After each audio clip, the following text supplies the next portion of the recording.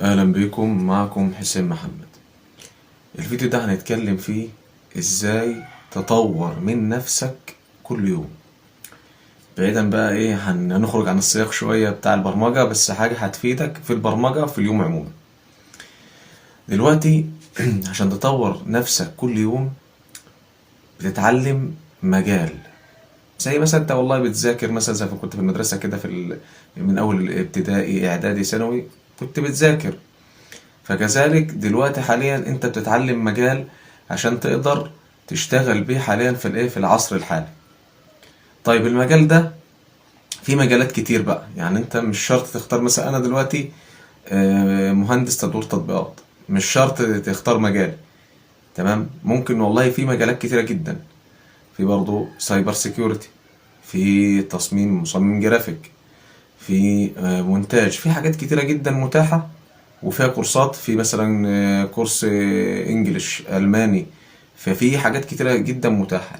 المهم اللي انت تختار مجال مناسب ليك ينفعك ان انت تقدر تشتغل بيه فريلانس، او تقدر تشتغل بيه فيما بعد في شركة، او تطور نفسك يعني تطور نفسك درجة درجة لحد ما تعمل لنفسك مكان.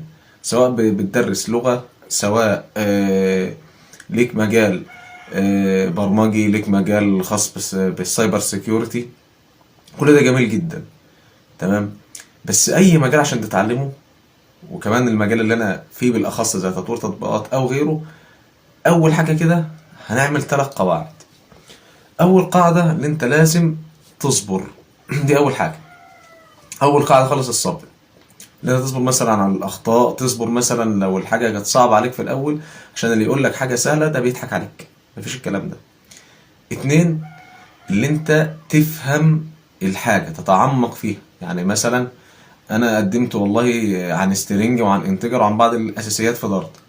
لو انت جيت في الاول يعني ايه سترينج، طب الموضوع هتشوف شكل الكود هيبقى بس صعب عليك. ما هو ده البداية، ده في الاول. لكن انت لو انت فكرت هتلاقي نفسك انت بتتعلم حاجة عشان تطور من نفسك، وفي نفس الوقت يكون لك شغل خاص تقدر تشتغل بيه. جميل. يبقى كده صبر، وتفهم ايه المطلوب منك اللي انت تعمله. تالت حاجة اللي انت بتستفاد ايه بقى؟ مش بتضيع وقتك في حاجة فاضية، او مثلا وقت بيضيع اشوف والله مثلا فيديوهات او حاجة تشغلني يعني عن ان انا اطور نفسي. لا، انا اطور نفسي في مجال.